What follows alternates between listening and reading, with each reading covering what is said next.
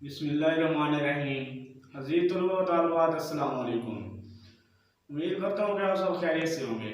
اس سے پچھلے لیکچر میں ہم نے تشبیہ کی تعریف، تشبیہ کے ارکان کے نام اور تشبیہ کے ارکان کی وضاحت کی تھی مثالوں کے ساتھ، اور آج کے لیکچر میں ہم استعارہ اور استعارہ کے ارکان کے نام پڑھیں گے۔ تو آئیں استعارہ کی تعریف کرتے ہیں۔ استعارہ عربی زبان کا لفظ ہے جس کے لغوی معنی مستعار لینا یا ادھار لینا کے ہیں۔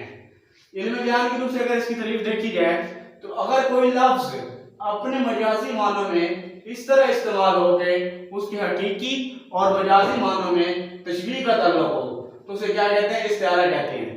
یاد ہو، کسی شخص یا چیز کے لیے کسی دوسری چیز سے اس کی صفت یا خصوصیت ادھار لینا کیا کہلاتا ہے؟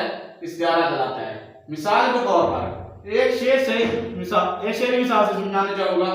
پتا پتا بوٹا بوٹا حال ہمارا جانے ہے، جانے نہ جانے گل ہی نہ جانے باغ تو سارا جانے ہے۔ اب اس مثال میں محبوب کے لیے گل کو بطور استعارہ استعمال کیا گیا ہے۔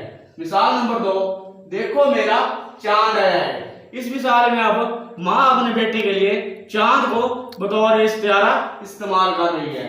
مثال نمبر 3، میرا بھائی شیر ہے۔ اس مثال میں کیا ہے کہ ایک بھائی اپنے دوسرے بھائی کے لیے شیر کو استعارے کے طور پر استعمال کر رہا ہے کیونکہ شیر بہت بہادر ہوتا ہے۔ ارکان استعارہ، جو ہمارا اگلا پوائنٹ ہے وہ کیا ہے؟ ارکان استعارہ۔ ارکان استعارہ کی کل تعداد 3 ہے، جس میں سب سے پہلے مستعار لہو، دوسرے نمبر پر مستعار منہو، تیسرے نمبر پر وجہ جامعہ۔ اور اس کے علاوہ اس میں بھی ایک اضافی چیز پائی جاتی ہے جس کا نام طرفین استعارہ ہے۔ ایک اضافی رکن پایا جاتا ہے جس کا نام طرفین استعارہ ہے۔ طرفین استعارہ میں 2 رکن ہیں جن کا نام مستعار لہو اور مستعار منہو ہے۔